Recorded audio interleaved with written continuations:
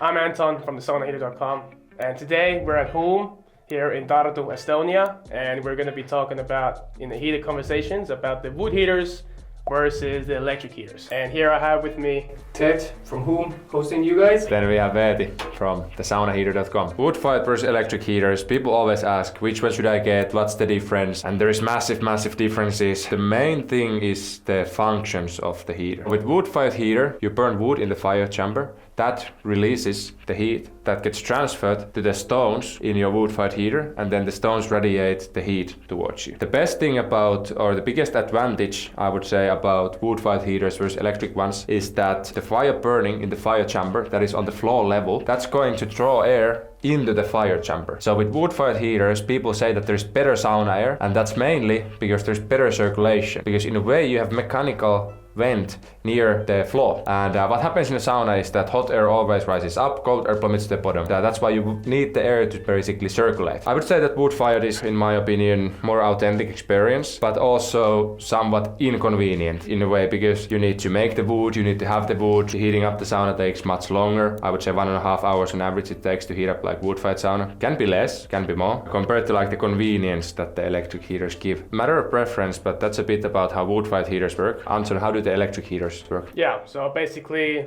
as you know, electric heaters, what most people have, probably you too, are considering it, that it has the heating elements that heat up, and those are basically going to be between the stones. And the heating elements get red hot, and they transfer the heat to the stones, and then the stones are going to be capturing it slowly, and then releasing it as in the wood-fired heaters. But the main difference is just because it's going to be the convenience, because you can just press a button, turns on, depending on the heater of course, but I would say an hour is pretty normal, hour and a half, it's ready.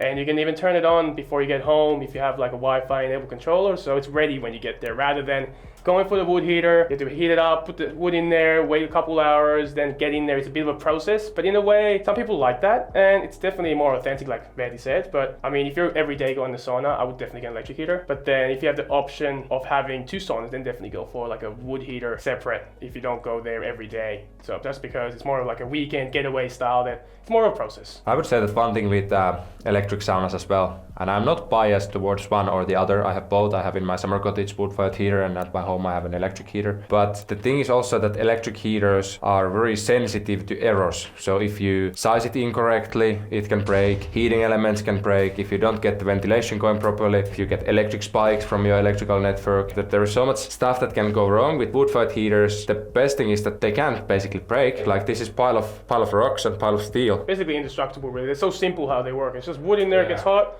heats up the chamber, heats up the rocks, done. It's so simple. There's not any moving parts or any room for error, really. So you get one of those, it lasts you how many tens of years, so I think. Forever. There's nothing that can go wrong. It's not that the steel is going to melt. It can if you heat it like crazy. I mean, yeah, those fire chambers, they do tend, sometimes they can get like thinner. Yeah, they can get thinner if you get them like red hot. What about the temperature control, Anton? Yeah, well, I mean, with the wood, you don't ever get anything exact. It's just going to be you based on how much wood you put in there and how hot it is. So the more wood you have in there and the higher the temperature in the chamber is, the higher it's going to be here. If you want it to be cooler, you just put a little bit less wood in there and less frequently. And if you want it to be hot all the time, just keep it full all the time, constant heat, and then you'll be definitely hot enough. Especially this heater flow from Whom.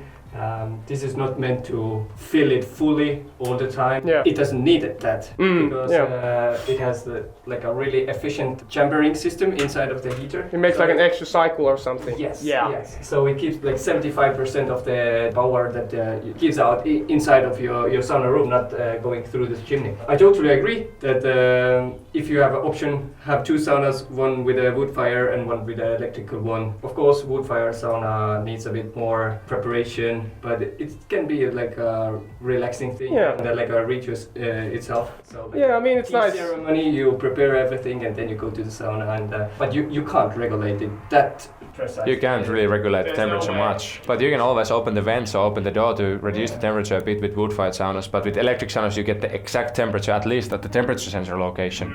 Like you get the exact temperature to choose that from the app. With wood-fired, maybe you heat it way too hot, or you just don't get it hot enough sometimes. But I think it's just when you do that a few times, times, it just becomes natural for you. So maybe we say a few things about sauna construction here. This sauna, we also actually have this sauna in sale at thesaunaheater.com if someone wants to check it out. We have aspen benches, because aspen is soft wood. It doesn't get as hot as some other woods do, so the heat retention capability of aspen is not that high. The bench is nice and warm, but it's not like burning your buttocks. Aspen backrests, always recommend installing a backrest, because if you would directly lay to the wall, then you would have some kind of like dirt and some kind of mark sooner or later in the wall when your sweat drips through the floor, and it's very difficult to actually clean up the floor. But when you have like backrest like this, you can clean it. Maybe every few months you clean it with sauna cleaner. Of course it's more comfortable to have it, but it also keeps the wall fresh, since there's no sweat going in the wall. And it stays cooler than, for example, this would be, this, what wood is That's this? spruce, I think, yeah, spruce, yeah. Spruce or pine, I think it's spruce, yeah. The thing is that this gets a lot hotter than the aspen would be, so it's a lot more comfortable, you know, lean on this rather than going in and out, and then it's like burning your back off for the first 10 seconds. You're like struggling there, trying to stay on it so it gets cooler, but this one, it's just like, you pull your back there and it's fine. Then also we have this juniper wall, which I think is awesome. And it looks great. Smells really good. And smell is unbelievable, yeah. I think this is something that if I would go for an outdoor sauna, I would put this in there. No matter what it is, I would put that in there. It looks great and it smells really good. And obviously the high flow. And I haven't been in the wood heater sauna for a while, but I mean, it's pretty damn good. Always wood heaters, they're always great, especially the flow. Like, I mean, I'm sweating here. We haven't even thrown any water on the stone yet. And I'm sweating so humid, the air from the wood heaters rather than the dry heat from electric heaters. And so equal, the temperature is so equal in the wood-fired saunas. Something else, maybe construction details. I think this is 24 inches deep. That's because then you can easily lay down there if you want to. You can get your legs here, so that's why 24 inches, usually upper bench. 18 inches from here until the foot bench. Foot bench typically like 18 inches. We have 3 levels of benches, so we have the foot step there, then we have the foot bench, so step, foot bench, then we have the upper bench. I would say the strong side is that these saunas, they have the curve, which encourages the löyly movement. So this encourages the airflow when you have the curve, like, because when you have like very strict corners, then the löyly can get trapped to the corner. Yeah. If you have like 90-degree like corners. Pocket in a way. Yeah, but this really encourages the air movement. We have hundreds of saunas to sell, but I think this is probably the best wood-fired sauna and wood-fired setup. Yeah, and I think also the lighting itself in the sauna looks really good, and it really like highlights especially the round corners, because you have one light here pointing up, and then you also have under here, for example, a light that goes down, points there. So I think it creates a nice atmosphere rather than just having like some roof lights or anything like that. The indirect lighting is always, I think, the go to with any sauna. With sauna lighting, you want like indirect light, so you don't want like spotlight pointing to your face like you want in a studio, for example, if you film something. But you want like indirect lighting, so it lights up more of the benches, not the sauna goers that typically might be naked or at least with very little clothes. And then we have the glass, so you can see what's happening outside, and it's like reflective, so from outside you can see in. Maybe some safety things. Maybe we should talk about those, Anton. Why do we have that stuff there? So basically we have the protective bedding under the heater, as you can see. So it basically brings up the heater from the floor, which is a combustible material. You can see it's wood. So if it would be on the floor, it would basically be a fire hazard, just because the fire chamber gets really hot and it's directly on the floor. You don't want that to happen. You don't want to burn the sauna down and yourself with it, or especially just the sauna itself can happen easily. That's why you have the bedding. It's a little bit raised from the floor so the metal doesn't touch the floor itself, but definitely that's something you have to have in any wood heater sauna. Then we have like the floor plate there. Yeah, well, the plate too, that just makes it easier to clean, especially when you put wood in there. You place the wood there on the plate and then just,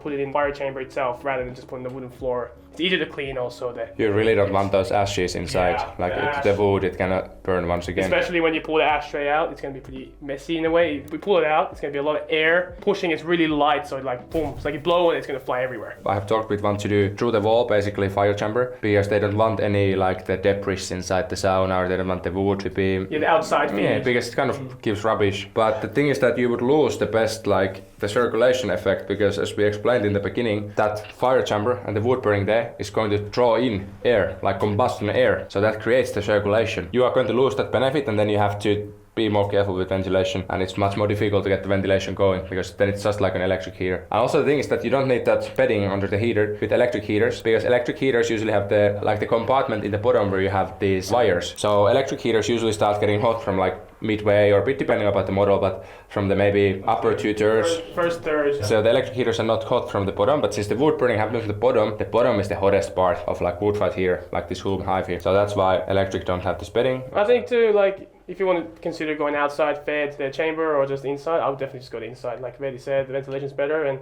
I think it's just the vibe of the whole flame. You can see the flame in there, and just the sound, the cracking sound of the wood is just unbelievable. I think just so relaxing, just hearing quiet, and then you just listen to the wood crackling, and then the flame going. I think that's just it.